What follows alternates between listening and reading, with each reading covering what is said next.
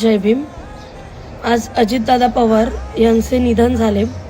ही बातमी खरं तर खूप मनाला चटका लावणारी आहे, पण काय करणार ना, दुर्दैवाने हा प्रसंग आला आणि त्यांनी आज आपली साथ सोडलेली आहे. राजकारणाच्या पलीकडे, पक्षाच्या पलीकडे जर बघायला गेलं तर तो एक असा माणूस होता जो थेट बोलणारा, स्पष्ट तोंडावर बोलणारा माणूस होता, जो आज आपल्यातून आपल्याला सोडून गेलेला आहे. म्हणजेच की अजितदादा पवार. खरं तर खूपच चांगलं व्यक्तिमत्व होतं त्यांचं. कोणत्याही पक्षापलीकडे किंवा राजनीतीपलीकडे जाऊन बघायला गेलं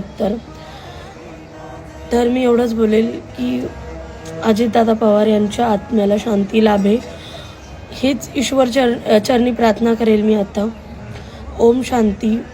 आणि खरंच ही खूप दुःख आणि काळजाला घर करणारी गोष्ट आहे, पण नशिबा आणि नियतीच्या पलीकडे कुणीच जाऊ शकत नाही, हेच बोलते. जय भीम.